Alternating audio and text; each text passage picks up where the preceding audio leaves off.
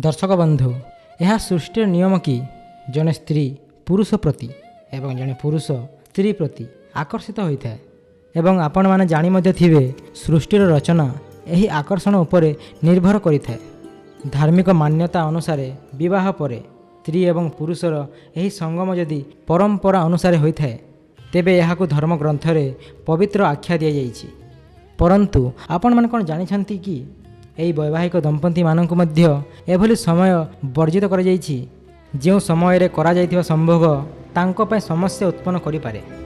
नवरात्रि समय दर्शक बंधु नवरात्रि सनातन संस्कृतिर सबुठारु पवित्र पर्व मानक मध्यरु गोटिए। यही 9 दिन माता दुर्गा उपासना समर्पित। अनेक लोक यही समय व्रत रखती, साधना करती एवं निज मन और शरीर को संयम रखती। सेथिपाई किछि धार्मिक परंपरा रे नवरात्रि समय शारीरिक संबंधरू दूरे रहिबा को परामर्श दिया जाइछि। व्रत करुथबा समय रे व्रत केवल खाद्य त्यागर नाम नुहे, यह होछि मन वाक्य एवं शरीर संयम। ब्रह्म वैवर्त पुराण अनुसार व्रत पालन करुथबा व्यक्ति को ब्रह्मचर्य पालन करबा उचित, कारण ताहा द्वारा व्रत पूर्ण फल प्राप्त हुए बोली विश्वास करा जाए। अमावास्या एवं पूर्णिमा तिथि रे शास्त्र रे उल्लेख अछि कि अमावास्या तिथि रे पति एवं पत्नी को परस्पर ठारू दूरे रहिबा उचित एवं जदि यह ठीक रूप से पालन न हुए तेबे यह तांको वैवाहिक जीवन में नकारात्मक प्रभाव पड़ी था। एतद् व्यतीत पूर्णिमा तिथि रे मध्य पति एवं पत्नी को शारीरिक संबंध रखिबा उचित होई न थाए।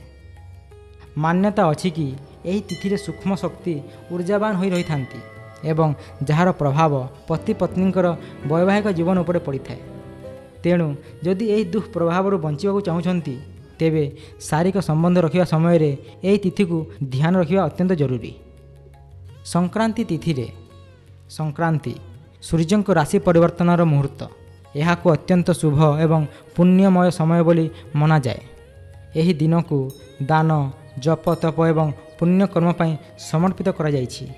सेथिपई किछि परंपरा रे ए दिन मध्य दाम्पत्य संबंधरू विरत रहिबा कहा जाइछि। श्राद्ध समय रे श्राद्ध पक्ष आम पूर्वज माननकु स्मरण करबा समय। यही 15 दिन मन को आध्यात्मिकता एवं पितृस्मरण रे नियोजित करने को परामर्श दिया जाए।